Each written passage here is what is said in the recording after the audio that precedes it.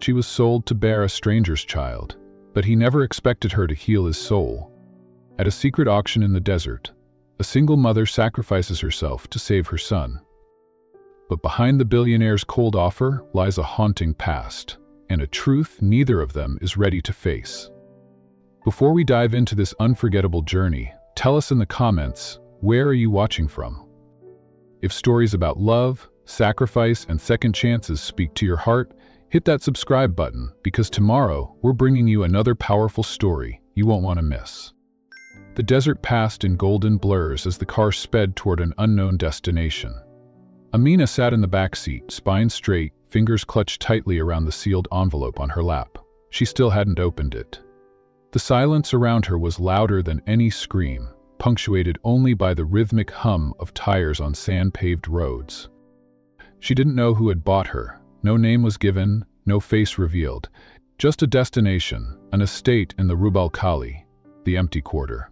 A place where people disappeared into opulence, where power spoke not through words but absence. When the car finally stopped, Amina stepped out and was instantly swallowed by the immensity of the desert estate. It rose like a mirage from the sands, an architectural fusion of tradition and brutal modernism. Smooth domes of glass and limestone shimmered under the moonlight, framed by archways and palms fed by hidden wells.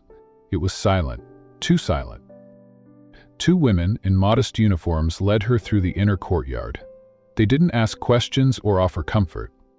Amina was shown to a private suite, larger than her entire apartment back in Ajman. There was a bathtub, carved from pink marble, a bed like a floating cloud, and silk curtains that moved with the desert breeze as if breathing. A black garment bag lay across the bed, no instructions, just waiting. Alone, Amina finally opened the sealed envelope. Inside, her copy of the contract, a prepaid bank card, and a letter with only 2 lines handwritten at the bottom in English. "You are safe. No one will touch you unless you ask." It meant nothing to her, or it shouldn't have. She folded the letter slowly and turned toward the window. The stars above the dunes glowed like cold witnesses. In the distance, she saw a figure in black walking the edge of the garden. Tall, still, watching her window. Amina backed away instinctively, her heart knocking against her ribs. But the figure made no move, just stood there, as if carved from shadow. That night, she didn't change into the silk nightgown folded on the vanity. She stayed in her abaya, curling into the far corner of the bed. Her trembling fingers pulled a small photo from her sleeve, creased, smudged, sacred. Her son Sammy, smiling with missing teeth, holding a toy airplane made from bottle caps. She pressed it to her chest, whispering his name over and over. "Sammy, forgive me, forgive me." Tears slid silently down her cheeks, soaking into the fine sheets that weren't hers. She didn't hear the footsteps outside. She didn't see the shadow return to her window and pause, but he was there. Rashid Al-Mansoor stood beneath the arched window, hands behind his back, expression unreadable. He had told himself this wasn't personal, that she was just a participant in a carefully constructed solution. But the moment he saw her fall to her knees on that stage, something stirred. Not pity, not desire. Recognition. He had been that desperate once. Broken. He watched her, curled beneath the weight of choices no one should have to make. Then he turned away, disappearing into the shadows from which he came. He would not interfere tonight. He would not speak. But he knew now, this was no transaction. It was the beginning of something neither of them yet understood. And somewhere far away, in a city of cracked windows and flickering lights, a little boy coughed in his sleep, unaware that everything was about to change. Rashid sat behind his desk, framed by the towering shelves of his private study, books of law, architecture, and world history lining the walls in symmetrical perfection. But none of them could explain what had just happened. He replayed the moment in his mind, her voice, her fire, her refusal. It was the first time in years someone had dared to speak to him like that. And yet, it wasn't the defiance that lingered in his mind. It was her eyes. He had seen desperation before, faked, sold, weaponized. But in Amina's, he saw something else. Fear restrained by dignity. A woman clinging to principle even as the world demanded her surrender. She hadn't asked for pity, she hadn't even flinched. She had drawn a line and dared him to cross it. That night, he found himself walking the edge of the courtyard again. Lights glowed softly from her suite, but her silhouette was nowhere to be seen. He turned away. This was not a man-woman matter, he reminded himself. This was an agreement. She would bear the child, they would part ways. That was the plan. Or plans, like sand, shift under pressure. Inside her suite, Amina was lying still, on the floor, breathing through the panic that had overtaken her after his visit. Her phone had no signal, her past had no escape, and her future was now entangled with a stranger whose silence unsettled her more than cruelty would have. She stared at the ceiling. The scent of jasmine from the balcony wafted in with the breeze, but it brought her no calm. Her thoughts circled back to Sammy. She had told him she would be gone for work, that she would send for him soon. He had smiled, though his eyes had shown the sadness of a child too used to good bees. She prayed his asthma wouldn't flare again. She prayed he would forgive her one day. By morning, she woke to the sound of a soft knock. A young woman, Dahlia, the house nurse, stood with a polite smile. "You're expected in the medical wing," she said gently. Amina nodded and followed in silence. The medical wing was pristine and modern, nothing like the sterile clinics she had visited in the city. Gentle music played in the background, and warm lighting eased the tension from her shoulders. A doctor, female, kind, and introduced herself and explained the next steps. Blood tests, ultrasounds, psychological evaluations. No procedures would happen without her consent. Amina listened, numb but polite. Hours passed. Tests were run, notes were taken. She changed into a robe and sat quietly, staring out at the small garden visible through the window. Then she heard footsteps behind her. She turned, and there he was. Rashid stood in the doorway, arms folded, not in dominance, but something closer to defense. "I didn't mean to frighten you yesterday," he said, his voice low and steady. She said nothing. "Initially, I know this situation is unconventional, but I assure you, you are safe, and you will be respected." She held his gaze. "Respect isn't silence. If I'm to do this, I need truth, not shadows." For a long moment, he didn't reply.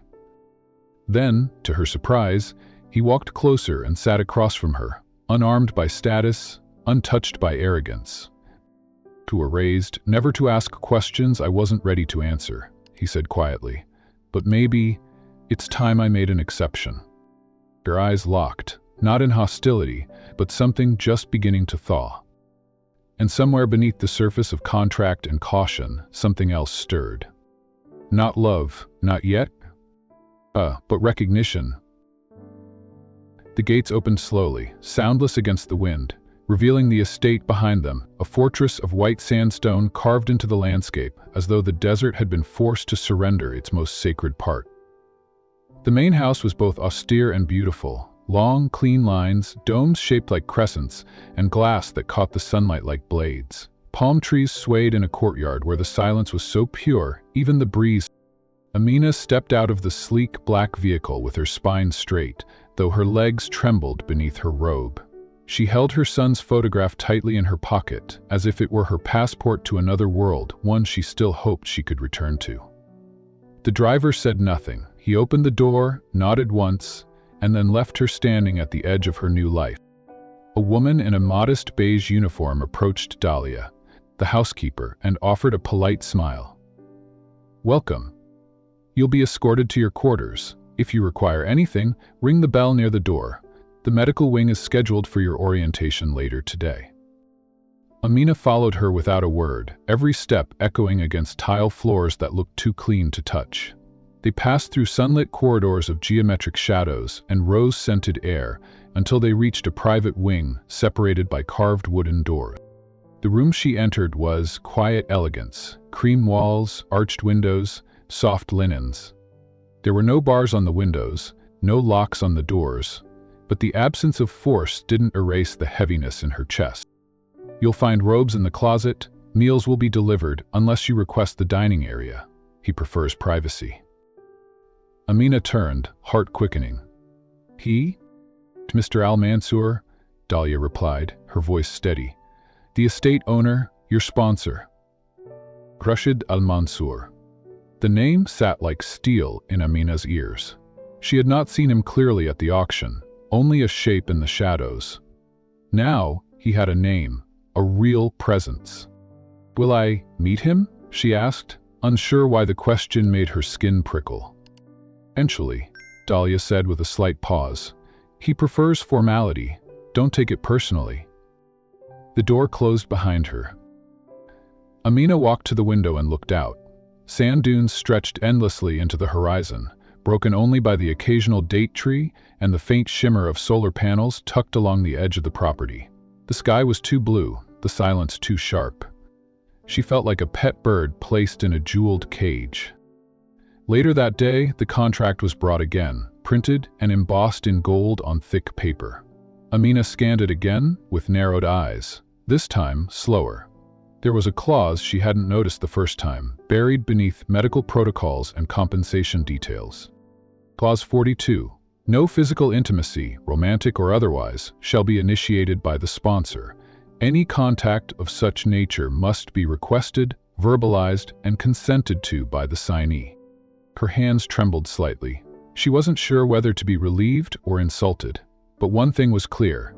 He didn't want her. Not in the way most men who paid for women wanted them. He wanted something else. Something colder. That evening, she ate alone. The next morning, she wrote a letter to Sammy. She'd written 5 before this, but none had been mailed. She handed it to Dahlia after breakfast. Could you please make sure this gets posted? She asked gently. Dahlia hesitated for only a second before nodding. Of course. But hours later, when Amina passed the office hallway, she saw her sealed envelope resting on the desk behind a pane of glass, unmailed, untouched. She didn't say a word, she just walked past. At night, the shadows were deepest near the central courtyard. Amina took to walking there barefoot when she couldn't sleep, listening to the soft whistle of the wind curling through the arches. The estate had a strange kind of peace, one that didn't feel earned, just placed there like a gift no one asked for. On the third night, as the breeze stirred the citrus trees, she sang. It was a lullaby from her childhood, one her mother used to hum when the electricity died and the only light came from candles flickering against cracked concrete. Amina sang it quietly, her voice barely rising above the rustle of wind and leaves. Behind her, unseen, Rashid had paused in the shadows. He had not meant to be there. He had been walking toward the garden to clear his mind. But her voice stopped him. The melody was familiar, assuringly so. His throat tightened. It was the same lullaby his sister used to sing before she died. He didn't speak. He didn't step forward. He just stood there, listening for a heartbeat longer than necessary. Then he turned and walked away, faster than he came, jaw clenched against a grief he had locked away long ago. Amina woke the next morning to find a white envelope placed on her breakfast tray. Her breath caught as she unfolded it, expecting more formal notices or requests. But inside was a small card, handwritten in clean, sharp penmanship. Your letter to your son has been mailed. You may write freely moving forward. For a full minute, she stared at it, unsure what disturbed her more, the fact that he'd read her letter or the fact that he hadn't stopped it. Maybe it was just control disguised as kindness. Or maybe, just maybe, he was listening. She folded the card carefully and slid it into her journal. The days at the estate passed with quiet routines. Mornings began with a private breakfast delivered on a silver tray. Fruit, warm bread, and mint tea. Amina sometimes caught staff exchanging glances, not cruel but cautious. She was the anomaly in this world, draped in plain fabrics amid silk, modest yet unbent in a palace that preferred pliability. She read in the library, wrote in her journal, and walked in the garden after sunset. No one restricted her movements, but she never saw Rashid, not directly. Until the day of the medical consultation. She had entered the white-tiled examination room for her scheduled review, prepared for the usual silence. The doctor was already present, warm and efficient, explaining the next hormonal treatments to prepare her body for the eventual transfer. "I know this is difficult," the doctor said softly, "but you're doing something many women wouldn't have the strength to endure." Amina nodded but said nothing. She didn't want to be praised for survival, she just wanted it to be over. As the appointment ended, she stepped into the adjoining lounge to change back into her abaya, and found Rashid standing near the bookshelf, his expression unreadable. She froze. "You mailed the letter," she said, after a long moment, her voice low. He replied simply. His gaze didn't waver. "Because no one has the right to take your voice, Amina." The sound of her name on his tongue startled her, not because it was inappropriate, but because it was gentle, intentional. She straightened her shoulders. "You could have just said that with a significant, not a surveillance notice." "I don't trust many people in this house," he said evenly. "If I want something done properly, I handle it myself." That answer landed like a stone between them, neither cruel nor comforting, just precise. Amina crossed the room, brushing past him without asking permission. She paused at the door. "I don't need you to protect my voice. Just stop pretending you don't hear it." Then she walked out, leaving the scent of jasmine and steel behind her.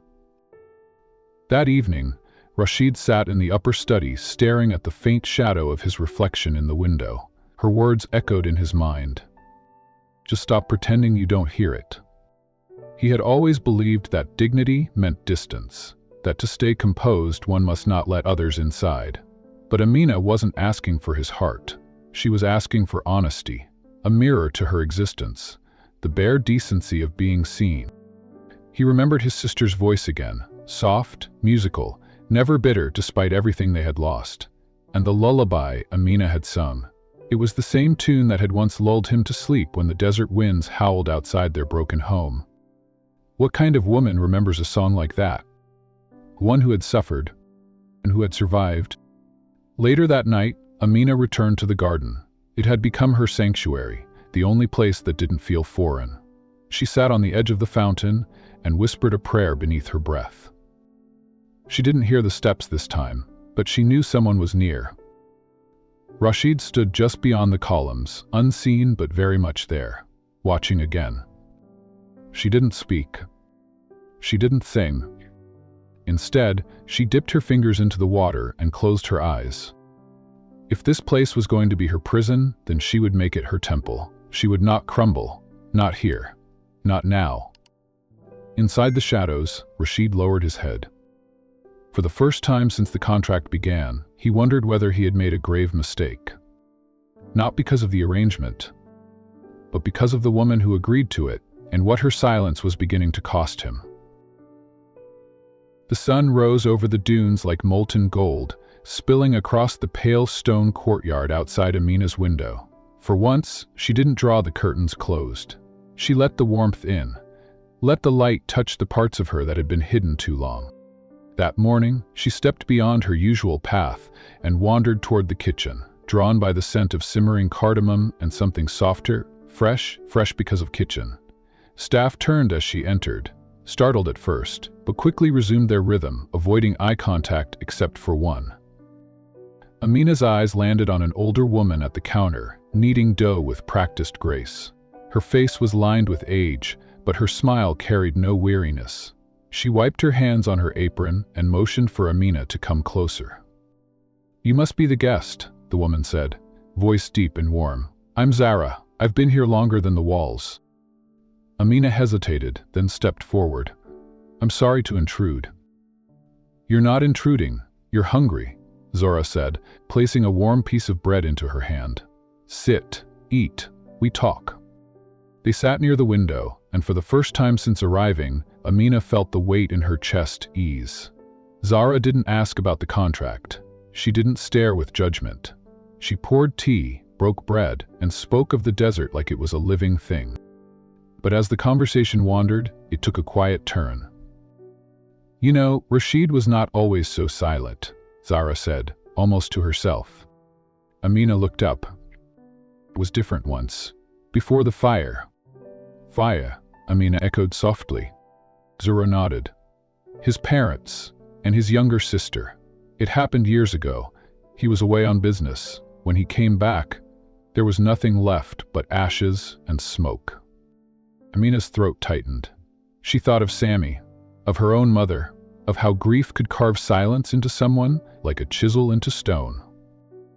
She left the kitchen a little later, carrying more than bread. She carried pieces of someone else's buried pain. That evening, when Dolly informed her that Rashid would be taking tea in the Jasmine room and wouldn't object to company, Amina wasn't surprised. Something had shifted. She had felt it since the lullaby night. And now it was moving again. Slow, steady, She entered the Jasmine room quietly. Rashid sat near the window, fingers curled around a porcelain cup, his gaze distant.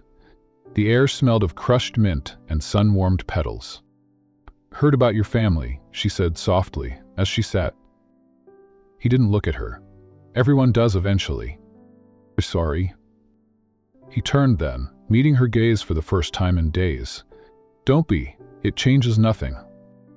She watched him in silence. "You drink tea like a man waiting for news." Rashid almost smiled. Almost. "And you walk like someone used to disappearing." They sat there for a while, sipping slowly, not speaking. And then, almost against his nature, he asked her something unexpected. "What did you want to be, Amina, before life made other plans?" The question landed like thunder in her ribs. No one had asked her that in years, not even herself. She swallowed. "A teacher, of literature. I used to read my little brother's stories until the lights went out. Now, I just want to be enough for my son." Their eyes met again, and for the first time there was no transaction between them, just two broken people acknowledging the ruins. Later that night, the storm inside her broke. She found herself pacing near the garden arches, too full of thoughts, too thin on peace. When Rashid appeared at the far end of the corridor, she didn't retreat. She met him halfway. "Kind of man," she asked suddenly, her voice breaking, "buys a wound?" Rashid didn't flinch. He didn't defend. He didn't raise his voice. He only looked at her. And then said quietly, "The kind who can't ask anyone to love him freely." Amina's chest rose, then fell, as if her lungs weren't sure whether to breathe or break.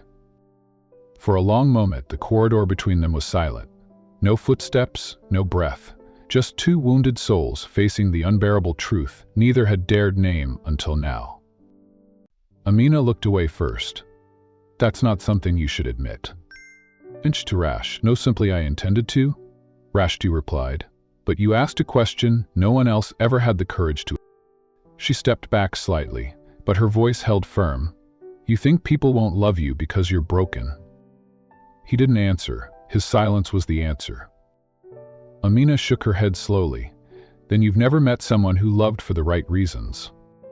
She walked away after that, leaving him to absorb her words like desert stone, holding the echo of thunder long after the storm had passed.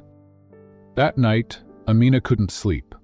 The moonlight bathed the floor of her suite in silver, and she lay staring at the ceiling, her fingers curled around the chain of her necklace, Sami's birthstone dangling at the end. Her thoughts drifted to him constantly now. Had he eaten? Was he sleeping peacefully? Was the money enough? In the morning, she sat at the desk to write. Her pen trembled as she began. "Soft, my heart. Every night, I whisper your name to the stars. Every morning, I ask the wind to carry my love to you." She wrote of jasmine trees and marble halls, of silence and safety, of longing and survival. But she never mentioned Rashid. Not by name, not yet. When she was done, she folded the letter with care and tucked it into the small box that the staff would collect at noon for mailing. But noon came and went, and no one came. 3 days passed, no collection, no reply. Suspicion turned into dread.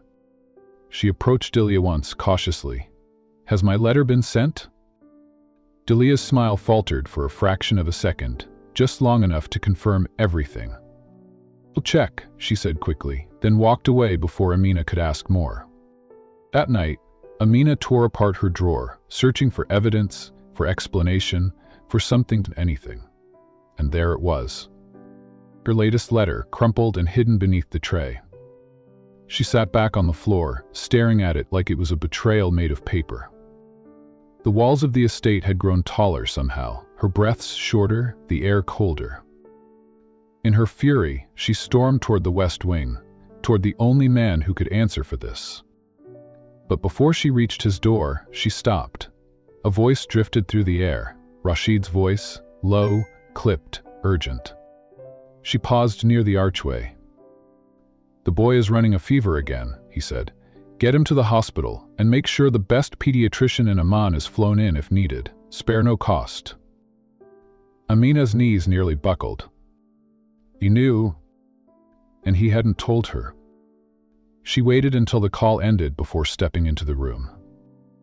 "You had no right." Rashid turned. He didn't ask what she meant. His eyes were already filled with the guilt he hadn't voiced.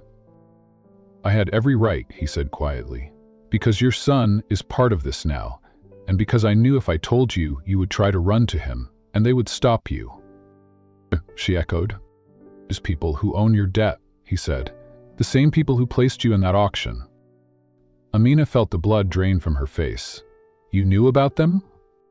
"Investigating since the night you arrived." Her voice cracked. "Why didn't you tell me?" "Because I wasn't sure I could protect you." He walked closer, slowly, carefully, like approaching a wounded animal. "I needed time to understand the full scope, and I needed leverage to sever their hold on you." She stared at him, breathing hard. "You had time, you had power, and you let me believe I was trapped here, listenless." Rashid's expression shifted, something between regret and resolved. "You are not voiceless," he said. "You are the only voice in this place that matters." Tears welled in Amina's eyes, and she turned away before they could fall. "Then prove it," she whispered. He nodded once. "I will." And for the first time, she believed he might. The wind danced across the dunes like golden waves, carving delicate ridges into the endless desert. Amina sat stiffly in the leather seat of Rashid's vintage Land Cruiser as it climbed the soft hills, the engine humming low. The silence between them was thick, broken only by the wind slicing through the open windows. She didn't ask where they were going. Rashid hadn't explained, only said, "You deserve to breathe somewhere the world can't reach you." Hours earlier, she had packed nothing but her scarf. No one followed them. No guards, no staff. Just her and Rashid, alone beneath the sky. They stopped near an oasis that shimmered faintly in the distance, a crescent of shade beneath the blaze of noon. Rashid killed the engine and stepped out. Amina hesitated before following, her sandals sinking into the warm sand. He gestured toward a patch of shaded cloth stretched between two poles. "Sit," he said gently. "You look like you haven't rested since the day you arrived." She sat, her arms crossing instinctively. "Why bring me here?" Instead of answering, he handed her a small satellite phone. "What's this?" "Cool him," he said, not meeting her eyes. "Your son." Her breath caught. "You deserve more than written words and worry," Rashid said, his voice quieter now. "You deserve to hear his voice." Her hands trembled as she took the phone. For a moment, she just stared at it, not trusting the moment to be real. Then she dialed. The ringing stretched like a held breath. And then, "Hello," came a small, weak voice. "See me." Her voice cracked instantly. "Mama?" the boy whispered. Tears spilled freely now. She turned her back to Rashid and stepped a few paces away, clutching the phone to her ear like it might vanish if she let go. "Oh, my sweet boy, how are you? Are you safe?" There was a pause on the other end, then a cough, a terrible, raspy cough. "Mama, I'm at the hospital. I have something in my chest. It hurts to breathe sometimes." Amina's knees nearly gave out. She turned back, her eyes wild. "He's in the hospital. He's sick. Pneumonia, maybe worse. I have to go. I have to." "Then we go now," Rash said, already walking toward the car. Within 20 minutes, they were airborne. Rashid's private jet sliced through the clouds with the smooth assurance of immense wealth, but Amina was trembling in her seat, wringing her hands so tightly her knuckles turned white. Rashid sat across from her, silent, respectful. He didn't try to comfort her with empty words, he just let her feel. They landed just after dusk. A black car was already waiting. The hospital was 20 minutes from the airstrip. Rashid said nothing the entire way, but when the car pulled up to the entrance, Amina turned to him, breathless and raw. "You're not coming in?" He shook his head. "This is your moment. I will be close." She nodded once and rushed through the doors. Tommy was in a small pediatric wing, propped up on a bed far too large for his frail frame. His eyes lit up the second he saw her. She ran to him, gathered him into her arms, and sobbed silently into his hair. The machines beeped softly, and the nurse stepped out to give them space. He looked thinner, paler, but alive. "Did you get my letters?" he asked weakly. Amina smiled through her tears. Every word. It was a lie, but a necessary one. She stayed by his side until midnight, holding his hand, wiping his forehead, humming lullabies until his breathing eased. And then, when his eyes finally closed, she stepped outside. She didn't expect Rashid to still be there, but he was. Sitting in a quiet corner of the waiting room, coat removed, sleeves rolled up, speaking softly to a small boy nearby. Her breath caught as she watched him. He held a tiny carved wooden toy in his hand, a camel, polished smooth. "Do you like animals?" Rashid asked the boy. The child nodded. "What's your favorite?" "Falcon." Rashid smiled faintly. "Good choice. Proud, sharp, fast." He handed the toy to the boy, then turned, his gaze locking with Amina's. For a long moment, neither of them spoke. But she saw it then. The buyer, not the billionaire. Just the man. And he was tired, worn, human. She walked toward him slowly, her voice soft. "You carved that?" He looked down at his hands. "I used to make them for my sister." A pause stretched, long and heavy. "Don't you have a family?" she asked gently. Rashid's eyes turned distant, haunted. "Because my last one died trying to protect me." Amina stood there, heart thudding as the layers peeled back on their own. And for the first time, she saw not a man of stone, but a man buried beneath it. Amina sat down beside him on the hospital bench, the low hum of machines and soft echoes of the emergency wings swirling around them. "She said they died protecting you," she said quietly, not pushing, just allowing the space to stay open. Rashid exhaled a breath he had held for too many years. It was 11 years ago. I was 22. My father had taken me to Jordan to negotiate a deal with a corrupt prince. I was arrogant. I insisted we back out. I refused to bow. He paused, fingers curling around the hem of his sleeve. We came after us. Our convoy was attacked. My mother and younger sister were traveling behind. Their car exploded.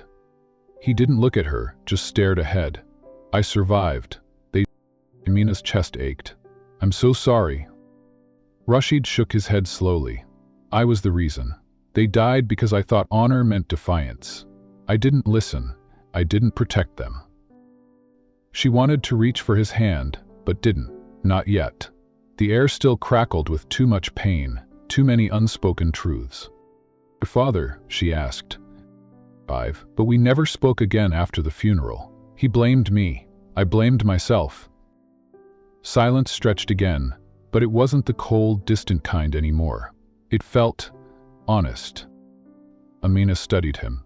Not his money, not his control, not even his grief. Just the quiet man beneath the armor. "You protect with silence," she said gently. "But silence doesn't always shield. It can smother." His jaw tensed slightly, but he didn't argue. Didn't retreat. Instead, he turned to face her. "And you're not what I expected," he admitted. "You never were." "What did you expect?" she asked. Someone willing to disappear into comfort. Someone who would treat this as a transaction and ask nothing more. Quilla disappeared, she said, her voice steady. I have too much to live for, too much to remember. Rashid stood and walked to the hospital window. The moon hung low over the city skyline, pale and bruised like the truth between them. You reminded me what it means to want something without owning it, he said. She rose too, crossing the distance slowly. And what do you want now? He turned his head. To give you the choice you never had. Amina blinked. What choice? Leave. To stay. To rewrite the terms of everything. His voice dropped to a whisper. You are not a contract to me, Amina. Not anymore. Her breath caught. Then slowly she nodded. Good, because I never was. They said nothing more that night. The next morning, Sammy's fever broke. The doctor said he was stable, strong, that he would recover fully. Amina stayed by his side, while Rashid returned briefly to the estate. When he came back the following evening, he carried with him a thick envelope and a black velvet pouch. This is the debt contract, he said. Nullified. The names of those who held it have been exposed and arrested. Amina stared at him, stunned. How? I've been building a case for weeks, he said simply. Your story gave me the final push. A pouch. He handed it to her. Inside, a small golden charm shaped like a falcon, Sammy's favorite. Amina closed her eyes for a moment, overwhelmed by the surge of gratitude and confusion, and something far more dangerous than either, trust. Later that night, while Sammy slept, she and Rashid sat beneath the small trees in the hospital courtyard. The air was warm, the breeze soft.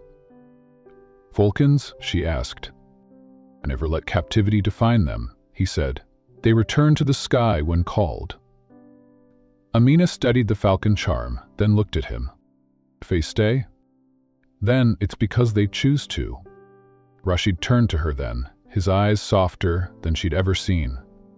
I don't want you to stay because you feel you owe me, or because I can protect you. I want you to stay because you see something in me worth staying for. Amina's breath hitched. She didn't answer right away. She didn't have to. The warmth in her eyes said more than words could, and when she finally reached for his hand, her fingers lightly brushing against his, it was choice. That night, she kissed Sammy's forehead and stood at the window of their shared hospital room, watching Rashid outside speaking to one of the nurses. He had changed into simpler clothes. His posture was lighter, less fortress, more man. Amina whispered into the night. Maybe broken things don't need to be fixed. Maybe they need to be seen. Behind her, Sammy stirred in his sleep, clutching the falcon charm close to his chest. And for the first time since the desert, Amina felt the ground beneath her shift, not with uncertainty, but with the fragile, beautiful weight of hope. The sun had already begun to melt into the horizon when Amina found herself wandering through the corridors of Rashid's desert estate, her fingers grazing the carved lattice of the sandstone walls. Sami had fallen asleep early after a long afternoon spent flying a kite with Rashid and the groundskeeper. The boy's laughter had rung through the air like a forgotten song, lifting the spirits of even the most stone-faced staff. She paused near a door slightly ajar. Inside was a quiet room, lined not with gold or opulence, but dark wood shelves filled with old books and photographs. Rashid sat at the center, fingers steepled, eyes fixed on an old, faded picture in his lap. He looked up. I didn't mean to intrude, Amina said, hesitating at the threshold.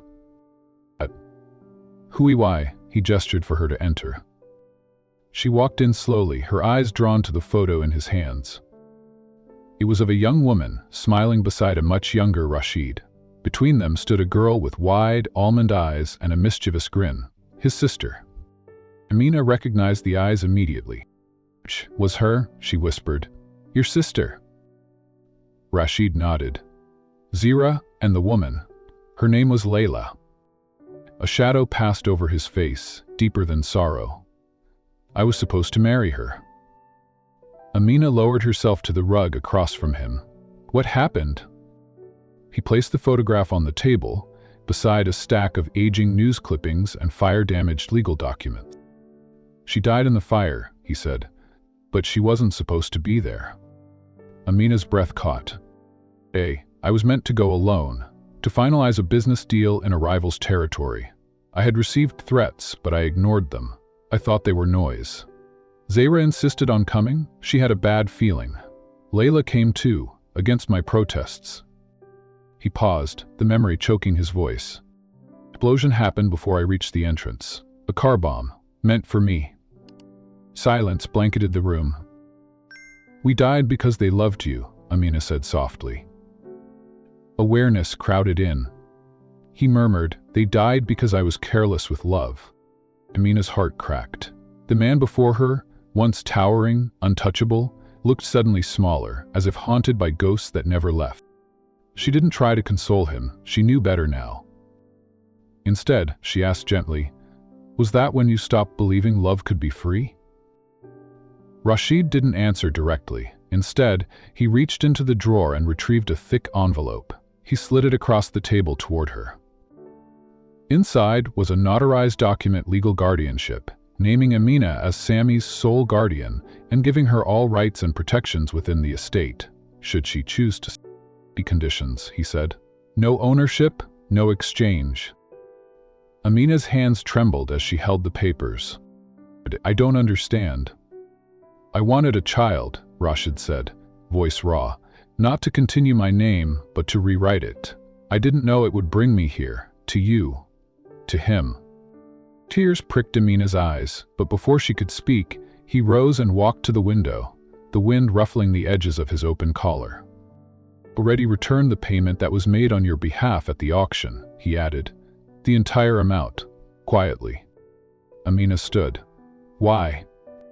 Because you are no one's property. Not mine, not the system's. She stepped closer, her voice a whisper. So, what am I to you? He turned, his expression unreadable. The only truth I haven't bought? That night, Amina tucked Sammy into bed with the gentlest lullaby she'd sung in years. He clutched the falcon charm in his sleep, his breathing calm and even. The estate felt different now, less like a gilded cage, more like a question. But outside, the storm was already brewing.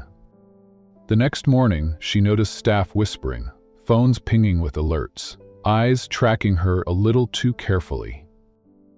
Then came the headline. Desert heiress or purchased womb, billionaire's new companion sparks scandal. Her blood ran cold. The article was laced with venom. Anonymous sources, blurred photos of her at the hospital, unconfirmed details about her past. But the narrative was clear. A poor Arab woman living in a billionaire's home. A child in tow. No ring, no title, no explanation. She stormed into Rashid's study, heart pounding. You knew this would happen. He looked up from his phone, the same headline glowing back at him. Then why didn't you warn me? Because I thought, maybe they wouldn't dare, he said quietly. Maybe if I gave them nothing, they would stay silent. Well, they didn't. Her voice cracked. And now I'm the story, the scandal, your surrogate mistress. He stood, but she held up a hand. Her eyes trembled, but didn't trake. Her voice trembled, but didn't break. I've spent my life surviving lies about who I am. I won't let your silence rewrite me again. I never asked you to be silent, he said, pained. No, you didn't, but you said nothing when the world started screaming. She turned to leave, chest burning. I'll pack tonight. She stopped, but didn't turn back. You let me believe I was free, but I was just protected by shadows. And with that, she walked out, unaware that behind her, Rashid's fists curled at his sides, and a storm darker than the media was beginning to build within him. Amina moved through the corridors like a ghost. Every smile from the staff felt different now, measured, uncertain, tinged with the kind of curiosity that stripped her of dignity. The rumor had changed everything. She packed slowly, folding each of Sammy's shirts with trembling hands. He was outside with the gardener, laughing, unaware that their time in this golden prison was coming to an end. Rashid hadn't spoken to her since that morning, and in truth, she didn't expect him to. He was a man built from steel and silence, and she had seen him break his own rules too many times already. But when dusk fell and she stepped out to say goodbye to the estate, she found him standing on the terrace, looking out toward the endless dunes. He didn't turn when she approached. "You're really leaving," he said quietly. "You said I was free," she replied. He nodded, still not looking at her. "You are?" The space between them was thick with everything unsaid. Grief, fear, longing, and something deeper, something neither of them had the courage to name. "First in me," she whispered. "In the press, in front of your world." "Wanted to," he admitted. "But I also wanted to protect you from the cost of my name." She shook her head. "You don't get to decide what I can withstand. I've been surviving storms before you ever knew my name." That finally made him turn. His eyes met hers, hollow and burning with everything he'd tried to bury. "I didn't ask for you to become my salvation," he said, "but you were, and I didn't know how to handle that." Amina's throat tightened. "I'm not here to save anyone, Rashid. I just wanted honesty, a place to stand that didn't shift beneath my feet." His gaze dropped to the small leather bag at her side. "I'm going back to my world," she said softly. "The one that doesn't ask me to disappear just to be accepted." Rashid reached into his pocket and pulled something out, a folded newspaper wrinkled at the edges. He handed it to her. The front page showed a new headline: "Millionaire breaks silence. Rashid Al-Mansoor condemns media bias, defends woman behind scandal." Below the headline was a photo of Rashid at a press conference, speaking into a sea of microphones. His expression was firm, his words quoted beneath the image. "Dignity is not determined by wealth, nor is motherhood a contract. The woman in question is neither property nor mistress. She is a survivor, and she deserves respect." Amina's hands trembled as she read. "You did this?" He nodded once. "It was released this morning, but you were already packing." Her eyes searched his face. "Why?" "Because the world has seen too many powerful men stay silent, while brave women are burned alive by rumor." Amina lowered the paper, her breath shaking. "What happens now? If you leave, if that's what you still want?" He took a breath. "But if you stay, not as my responsibility or obligation, but as yourself, then I will do whatever it takes to deserve your presence." Tears blurred her vision. She looked down at the bag in her hand, and slowly she let it drop to the floor. That night, Sami curled up beside Rashid on the velvet couch in the study, chattering about the constellations he'd seen with the gardener. "You know," Sami said between yawns, "Mama says stars are wishes waiting to land." Rashid smiled gently. "And what do you wish for?" The boy blinked. "To stay here, with you?" A lump rose in Rashid's throat. He gently handed the boy a small, carved wooden camel, its surface smooth from hours of work. "I made this for you," he said. Selina clutched it like a treasure. "Do I call you uncle?" Rashid looked at Amina, who stood in the doorway, watching quietly. After a long pause, he said, "Call me whatever makes you feel safe." The boy smiled. "Okay, Uncle Rashid." Amina's heart twisted. This man, once a shadow wrapped in wealth, now knelt before her son, offering protection, not pride. Later, when the house grew quiet and moonlight painted the sand in silver, Amina stood with Rashid by the balcony. "Read your statement again," she said. He looked over. "Did I say enough?" He said the truth. They stood together in silence. Then Amina spoke, barely a whisper. "You said you didn't want a child to carry your name." "I didn't," he replied. She turned toward him fully. "Then what do you want now?" Rashid met her gaze. "Future that doesn't erase the past, but heals it." Amina nodded slowly. And for the first time since the auction, she felt no shame, no fear. only a quiet, steady hope. The kind that grows not in marble mansions or desert palaces, but in the broken hearts of those brave enough to believe again. The morning sky over Dubai was a deep, unrelenting gold. The air was heavy with anticipation, though the city itself buzzed on in blissful ignorance of the storm brewing behind closed doors.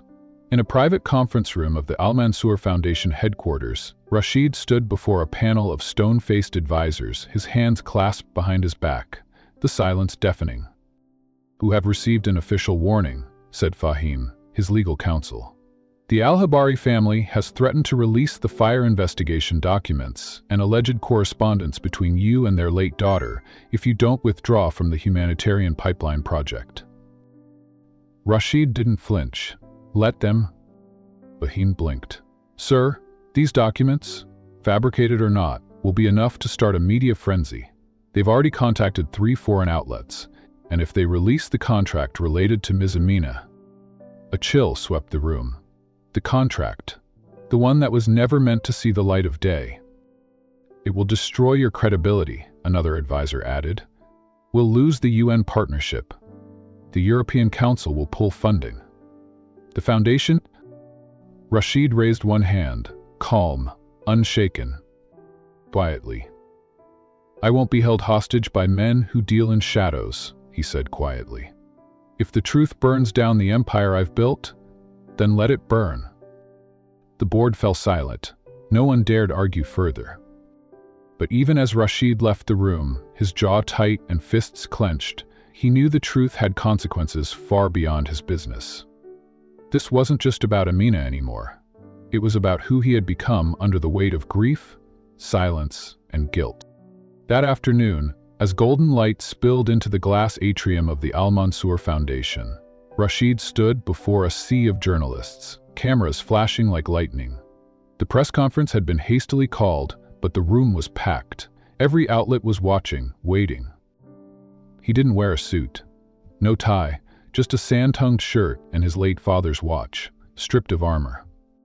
Fictional heat behind his eyes. "I know why you're all here," he began, "and I won't insult you by pretending I'm not aware of the rumors." A ripple moved through the crowd. Microphones shifted, eyes sharpened.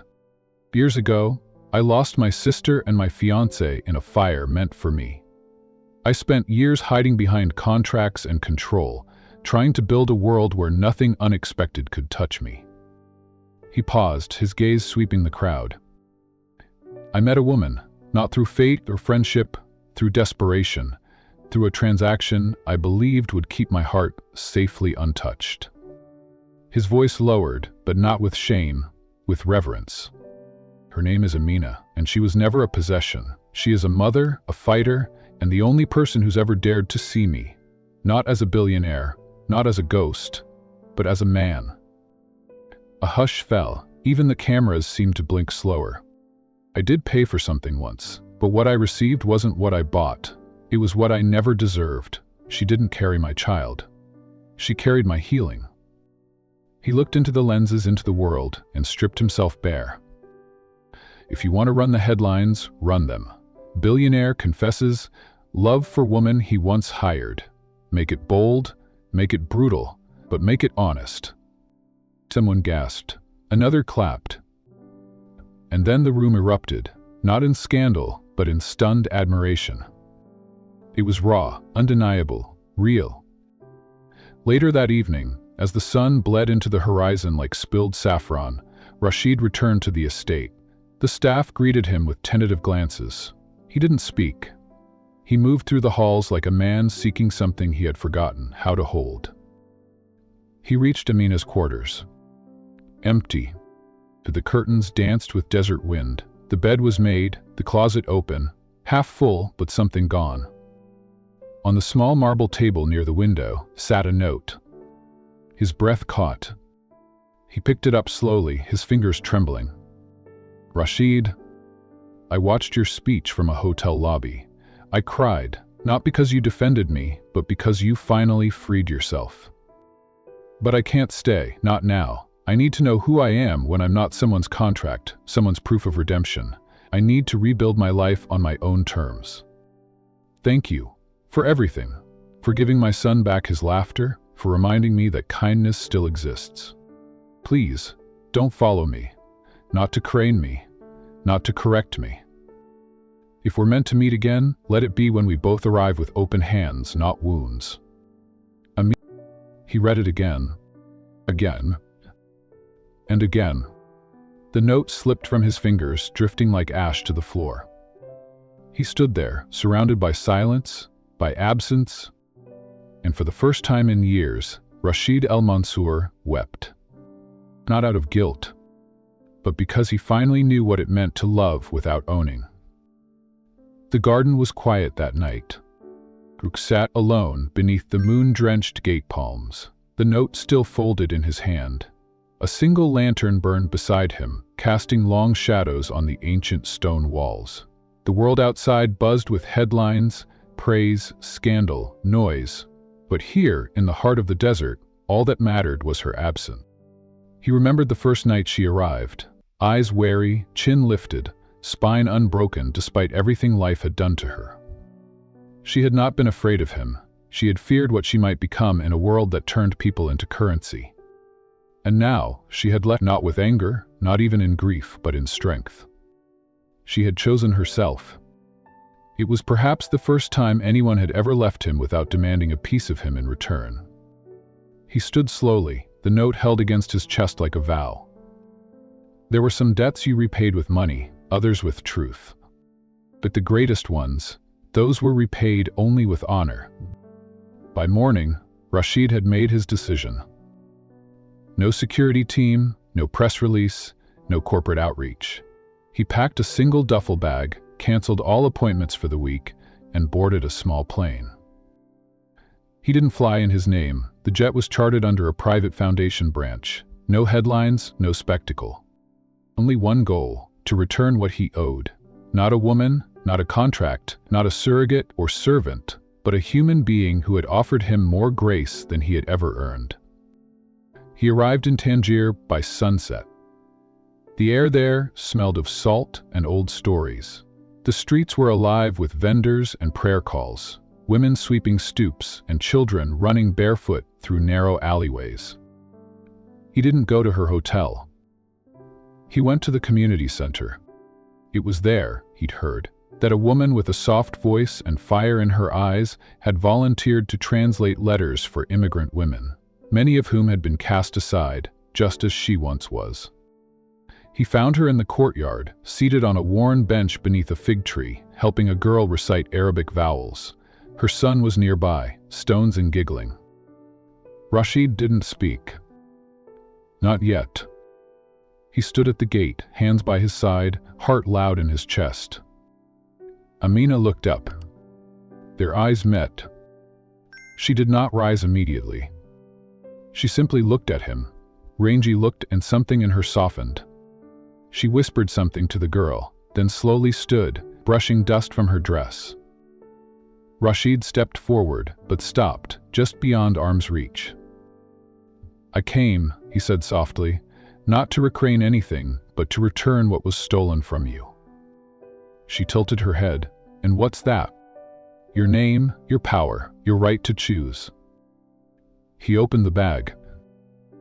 Inside, he pulled out a stack of documents, neatly bound. Legal guardianship, made permanent, under your full name, with complete custody of your son. I've dissolved the original contract. The payment was returned to the trust fund, then redirected to this community center, under anonymous donation. You owe me nothing. I owe you everything. Amina stared at the folder, then back at him. "Thought I told you not to come." "You did," he said. "But I promised I'd return what I owe. And now I have." She reached for the papers, but paused. "And what do you want in return?" "Knifik," he said, though the word trembled on his tongue. "Except to sit beside you for a while, if you'll let me." There was a long silence between them, but it was not uncomfortable. It was the kind of silence that asks, "Are we ready?" Amina finally nodded. They sat on the bench together, two people weathered by fire, no longer trying to be anything but human. After a moment, Rashid leaned forward, elbows on his knees.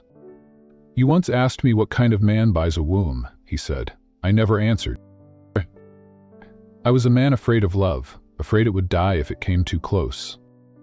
She looked at him gently. And now, I know love doesn't burn us.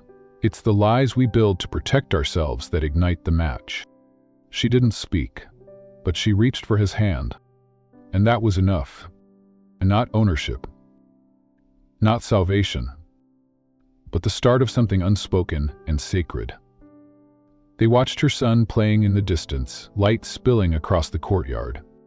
Two broken souls, finally facing the wind together, not as master and servant, not as savior and saved, but as equals under the same sky.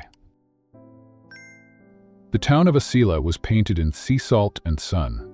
Whitewashed walls kissed with indigo, cobblestone alleys that remembered every barefoot child's laughter, and a sky so wide it made even sorrow seem small. Rashid arrived without entourage, without a chauffeur, and without his mask of power. He wore plain linen, sandals caked with dust from his walk through the old streets, and an uncertainty he had never known in any boardroom or battlefield. He had searched quietly.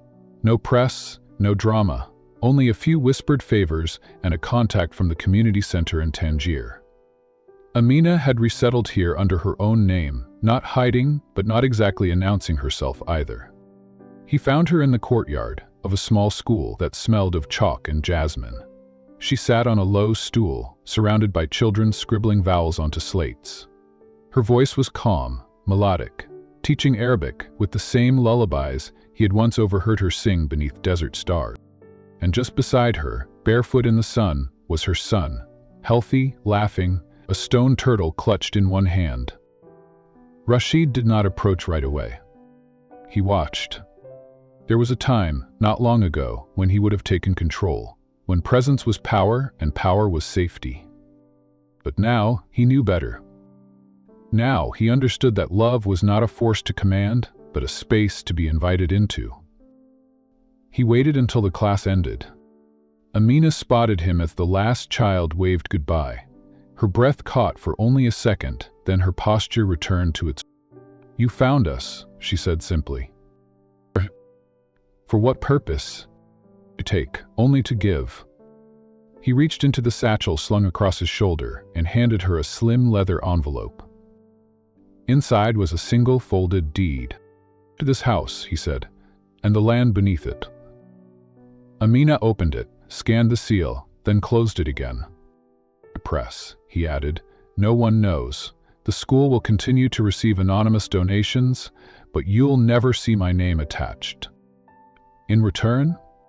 "Nothing," he said. "Not even forgiveness. I came because there is a difference between setting someone free and leaving them without closure.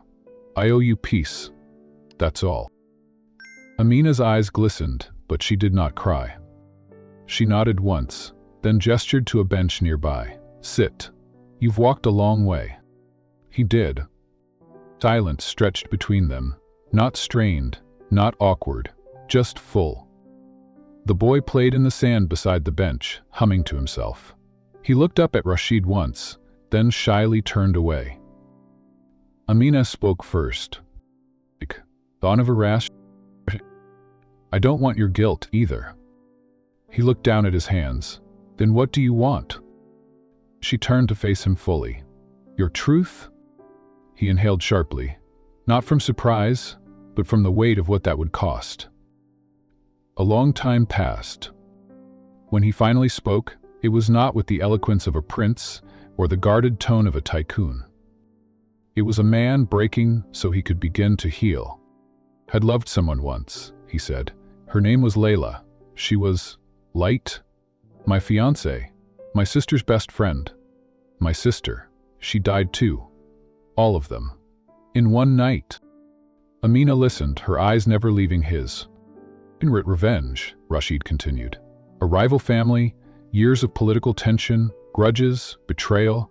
I made a decision that cost innocent lives. They came for me. I should have been in that house that night. But I stayed late at a meeting." His hands trembled. "I buried 3 women that week," he whispered, "and something else inside me with them."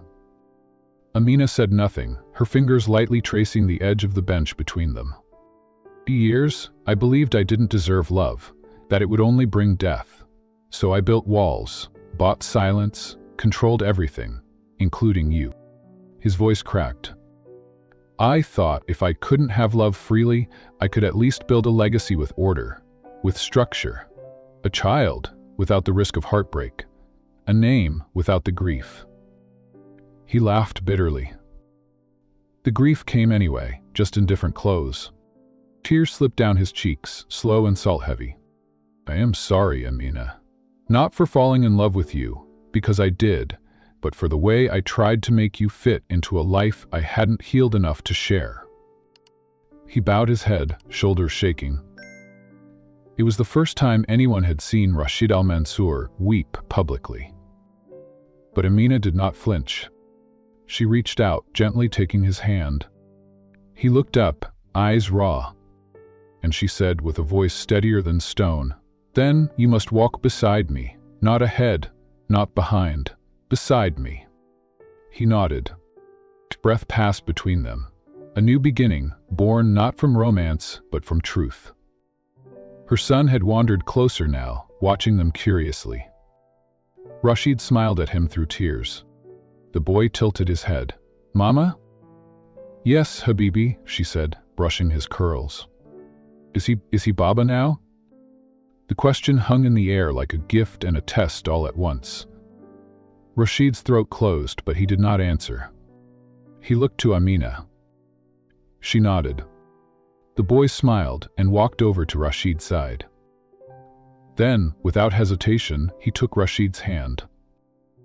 Rashid wept again, but this time with joy. The afternoon melted into the golden hush of early evening. The sea breeze carried the scent of cumin and oranges from nearby stalls, and the call to prayer drifted softly across the rooftops. Still, they sat on the bench, unmoving, in the moment that had changed everything. Rashid's hand remained in Amina's, her son's small fingers still wrapped around his thumb. There was no ceremony, no wealth, no audience, and yet it felt more sacred than any gala or palace hall he'd ever stood in. After a while, Amina spoke again. "You once asked me what I dreamed of," she said, her voice low, "back in the desert during one of our silent tea nights." He nodded slowly, except silently. "Never really." He looked up at her, waiting. "Sweetheart, used to dream of escape," she admitted. "Then I dreamed of safety for my son, for myself. And then I stopped dreaming. Life became survival." A pause. "Then you gave me something I didn't expect." He frowned. "What?" "To mirror," she said, "to see myself again. Not as someone broken or bought, but as someone who could still choose." Rashid swallowed hard. "You were never anything less." "Perhaps, but I didn't believe that until I saw the way you looked at me. After everything, after you let me go." He lowered his gaze, heart thudding. She continued, "And now, my dream, it's not escape, it's not survival." She turned to him, eyes shining. "Choosing who I walk beside." Rashid's heart cracked wider than it ever had. "You don't have flowers," he said softly.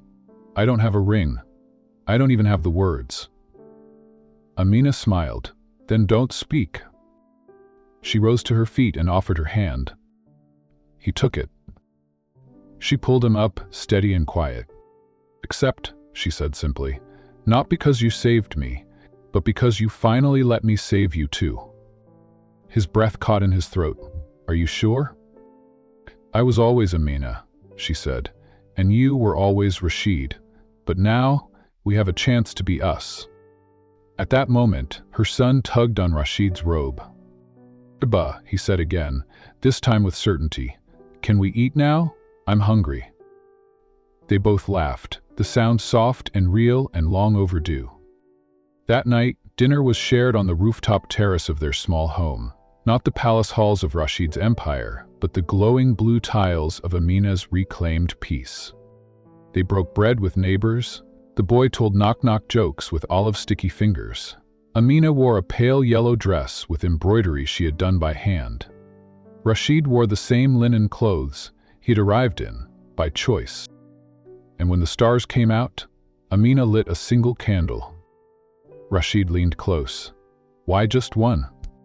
"'Cause," she whispered, "sometimes one light is all you need to remember you're not lost."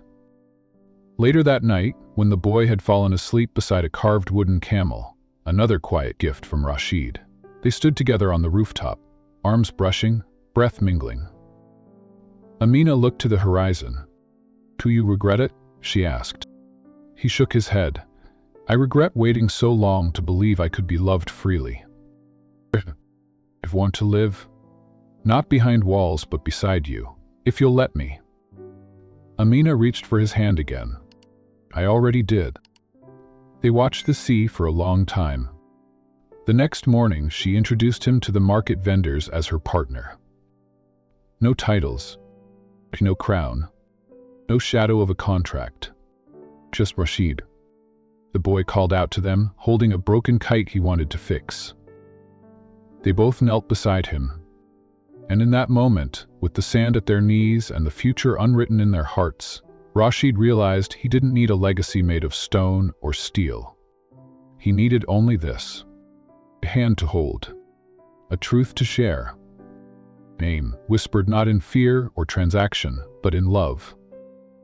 And when the boy ran ahead, laughing in the wind, Rashid and Amina followed, shop aside, as it was always meant to be. The following days unfolded in quiet rhythm. Mornings began with fresh bread from the corner bakery, and afternoons drifted into language lessons, children's laughter, and sun-warmed cobblestone walks. It was the kind of life Amina had once thought reserved for dreams too fragile to name.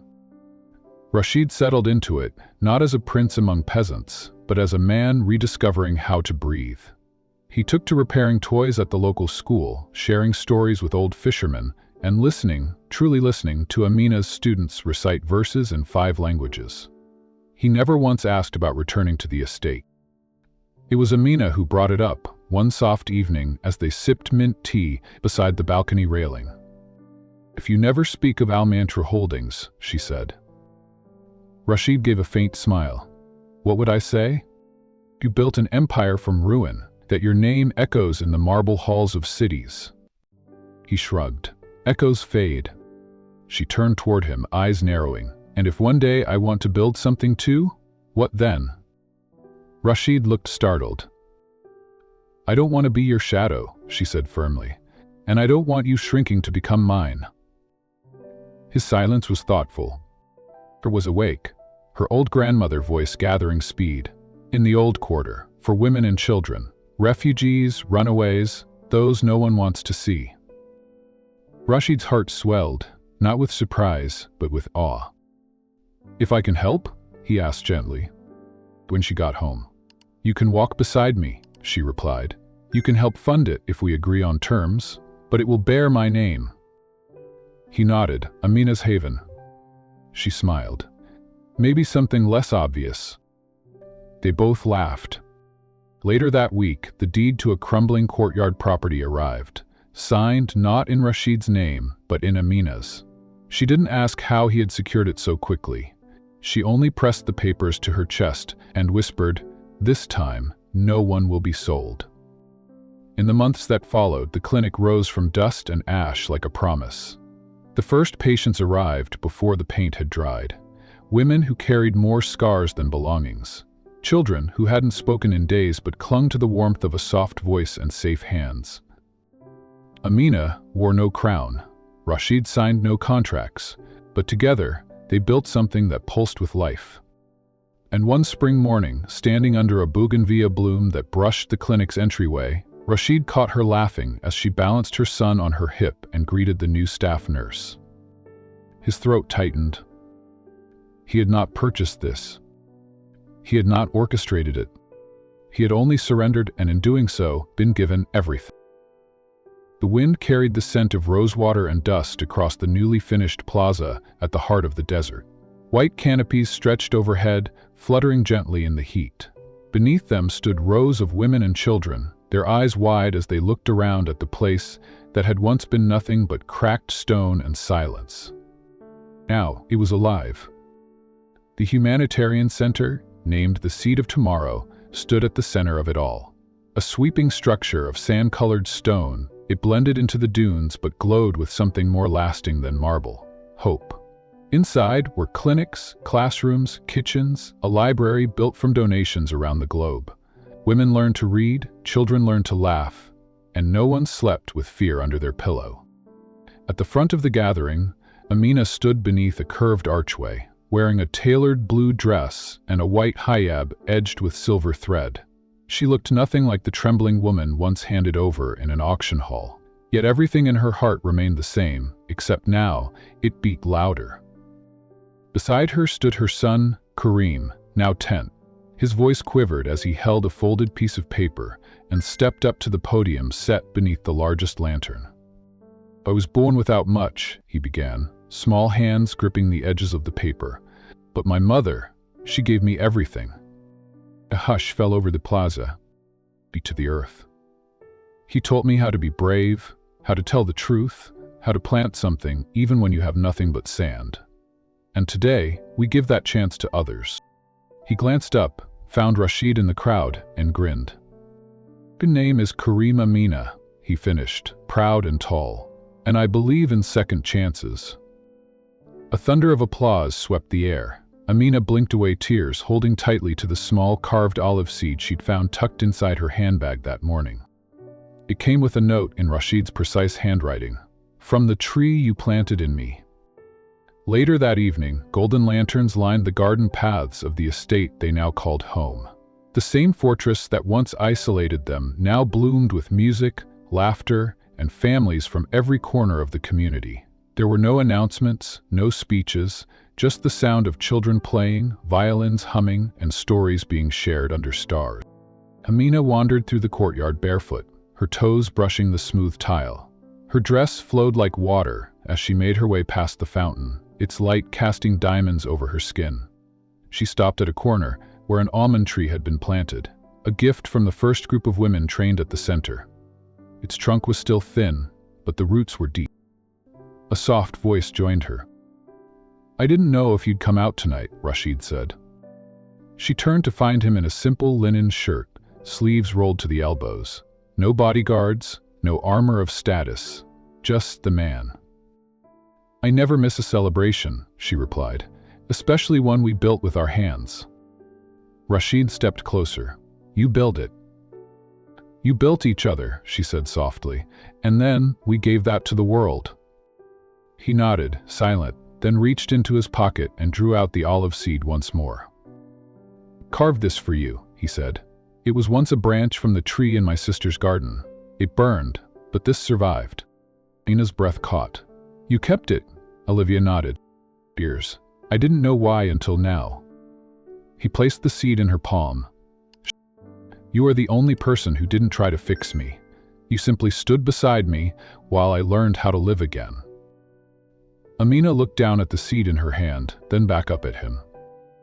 "And you gave me the space to choose, even when it hurt you." They stood in silence, the music lilting around them. Then, slowly, Amina placed the seed over her heart. "I want us to plant this," she whispered, "together." He smiled, and for the first time, not with restraint or hesitation but with joy. "Best time for that," he murmured, "the moment you forgave me." Suddenly, the laughter of children echoed across the garden, and Kareem came running toward them. He stopped, breathless, cheeks flushed.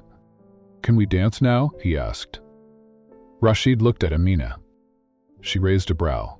"Can you dance?" "Terribly," he admitted. She held out her hand. "Then let's give them something to laugh at." The three of them stepped into the lantern-lit clearing.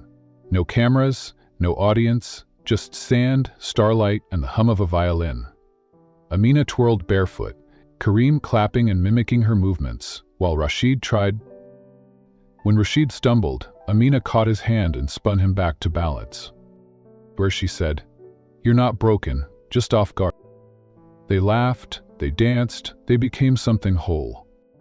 And when the night grew quiet, and Kareem drifted off to sleep nearby on a cushion of embroidered silk, Amina and Rashid sat together under the stars. They didn't speak for a long time, their fingers intertwined, legs crossed in the warm sand. Finally, Rashid whispered, I used to fear that I would die with everything I loved burned behind me, that I was cursed to never rebuild. Amina leaned against him, her head resting on his shoulder. Kissing the crown of her head, I realized I was waiting for someone who would remind me what it means to be alive. In the distance, the new center still glowed, its lights never dimmed, its doors never closed. When years later, in a modest study filled with books and framed letters from children across the world, Amina sat at a wooden desk, pen in hand. Her hair, now streaked with gray, was wrapped in a loose scarf, and her eyes sparkled with the same warmth as before, only deeper now, weathered by time and strengthened by love. Her grown son stood by the window, watching his own children run through the garden beyond. Are you writing again? She smiled and nodded. A letter, for you. Karim approached, now taller than her, with the build of his father and the soul of his mother. Anna, one for your collection, he teased. She handed him the letter, already sealed. Where you came from, she said. I want you to remember the truth. He opened it and read silently. You were not born of wealth, but of fire, courage, and love. You were not a child of transaction, but of transformation. And someday, you'll tell your children. My mother wasn't sold. She chose everything that made us whole. Karim folded the letter carefully and placed it in his breast pocket. I'll tell them, he said, voice thick with emotion. Amina touched his face, her palm warm and sure. I answered him. When they ask your name? A sigh. He smiled. I am Karim Amina's son, of the woman who planted hope in the desert. They turned together, walking back into the light. The night air was soft and warm, filled with the scent of jasmine and orange blossoms carried on the desert breeze. Lanterns swayed gently overhead, their golden light flickering like distant stars across the courtyard of the humanitarian center. It stood proud in the sand, an oasis not just of stone and steel, but of healing. Amina walked slowly through the corridors she had helped design, greeting children with worn sandals and wide eyes who now called the place home. A mural was being painted near the east wing of a rising sun, of olive branches, of women with lifted heads. It was everything she'd dreamed of, drawn from nothing but grit, memory, and fire. From the platform at the heart of the courtyard, her son, Karim, adjusted his small bow tie nervously. He stood behind a wooden podium taller than him. Dozens of journalists and guests sat silently in rows, their cameras ready, but the boy's voice, though small, did not tremble. Karim, my mother was once invisible, but she never let me be. This place isn't built with money. It's built with choices, with voices, with second chances. The audience stirred. Amina held her breath, tears gathering. Rashid, standing beside her, kept his hand gently at the small of her back. My mother taught me that you don't have to be born in a palace to raise one. She planted this seed, and now it grows. Applause erupted like a wave. Rashid turned to Amina, his voice low and warm. That child is the echo of both our ashes. She looked up at him, the corners of her eyes wet. He's your legacy too, whether he knows it or not. Later that evening, after guests had toured the new medical wing and classrooms built into the curve of the dunes, Amina slipped out of her heels and walked barefoot into the garden where it had all begun, where she'd once wept in silence. Now, laughter bloomed here like wildflowers. Paper lanterns floated above her as Rashid approached quietly from the other end of the path. He held something small in his palm, a delicate seed carved from olive wood. He said. Amina took it gently. What is it? First, seed, he replied, his eyes filled with something both ancient and childlike. From the tree you planted in me. She smiled, clutching it close to her chest. Then I'll plant it in the courtyard, where hope lives. Soft music drifted through the air, a gentle oud melody played by the center's music teacher, a Syrian refugee who had once been a concert musician in Damascus. Couples danced, children twirled, but in the middle of the garden, it was just Amina and Rashid, barefoot in the stars. She leaned her head on his chest. I used to think joy was a borrowed thing, something that didn't belong to women like me. Rashid wrapped his arms around her. It always belonged to you. It just had to be spoken in your name. They danced long after the music faded, whispering dreams, telling stories of before and after, of wounds that became windows. And when Karim ran to them, yawning with a tired grin, Rashid scooped him into his arms without hesitation. "Let's go home," he said. Weeks later, when the last brick was laid and the last clinic room filled with medicines, Amina sat alone in the center's library, writing a letter. She wrote in her own handwriting, not typed, not dictated. Folded in the pages were pieces of everything she'd become. "My dearest Karim, by the time you read this, I imagine you'll be grown, maybe taller than me, maybe with eyes like your baba's, maybe already carrying your own dreams, your own seeds. I want to tell you something no news story, no photograph, no whisper in a marketplace can explain. You were not born of wealth, but of fire, of the moment I held your worn picture in the dark and chose not to break, of the sand I walked barefoot through, when the only thing I owned was your name in my heart. You were born of courage. And one day, when you tell your children where you came from, tell them this. Mother wasn't sold. She chose everything that made us whole. With love that outlives kingdoms. Mama." She sealed the envelope and placed it in a small chest marked for his 18th year. Behind her, Rashid stood in the doorway, quietly watching. She turned, smiling. "Will he believe it?" she asked. Rashid crossed the room and sat beside her. "He'll believe it, because he lives it." They sat in silence for a long moment, surrounded by books, by the scent of parchment and desert roses, and then Amina rested her head on his shoulder. "I called you Baba again this morning," she whispered. "Heard," Rashid said. "I cried after he left." Amina laced her fingers through his. "So did I." As the sun dipped below the dunes, casting long golden shadows across the courtyard, the sound of children's laughter rang in the distance, a symphony of the life they'd built. Not of contracts, not of debts, but of choice, of truth, of love that grew wild in the desert, roots deep, leaves wide, forever reaching toward the sky. And somewhere, beneath the olive tree planted in the courtyard that morning, a seed waited to bloom. Just like her, just like them, forever. Karim threw himself into Rashid's arms, giggling, calling him Baba with the casual warmth of a child who had never known a world without love. Built in the ashes of fear, nurtured in the winds of change, and destined to bloom with every child they helped, every woman they uplifted, every promise they kept. The sky over the desert was painted in hues of gold and crimson, the last light of day casting a gentle glow across the horizon. In the heart of the home, Amina sat cross-legged on a woven rug, her hands gently weaving a bracelet for her son, her heart finally at peace. Their family was not traditional. It was extraordinary. The stars emerged, not in silence, but like blessings, each one a witness to the life they had chosen to build, not out of survival, but of hope. Their family was not traditional. It was extraordinary. They sat together, the three of them, sharing stories and dreams, planning Karim's school play and the center's next festival, for the women who now thrived under Amina's leadership. Amina rested her head on Rashid's shoulder, her fingers wrapped around his, her smile quiet but infinite. Laughter drifted through the open archways of the estate, mingling with the soft hum of night birds and the rustle of date palms in the wind.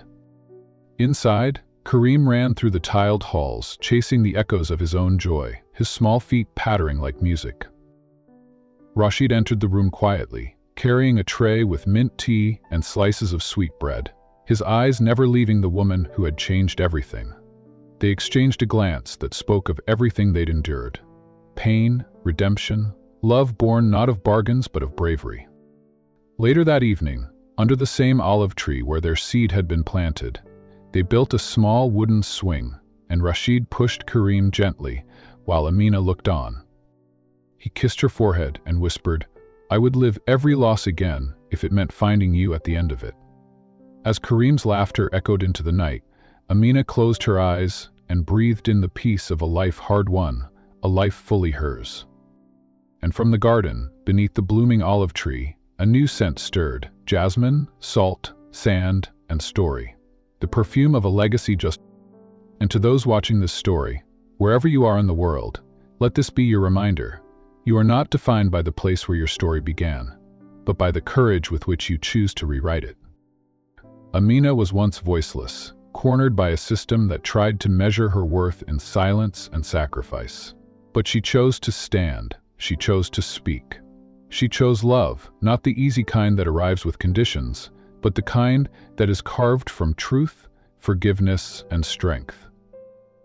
And so can you. Maybe your past feels heavy, maybe your path is uncertain, but even the deepest scars can become the richest soil for something beautiful to grow. Even in the most forgotten corners of the world, seeds of hope can take root. All it takes is one choice, one act of bravery, one quiet moment where you decide, I deserve more. I can build something better. So wherever life finds you, whether in joy, or in healing, or in waiting, may you find your own olive seed. May you plant it boldly, water it with kindness, and trust that someday, under the shade of what you've grown, you will smile, not because life was easy, but because you made it yours. Like Amina, you were never anyone's to be saved. You were always someone becoming whole.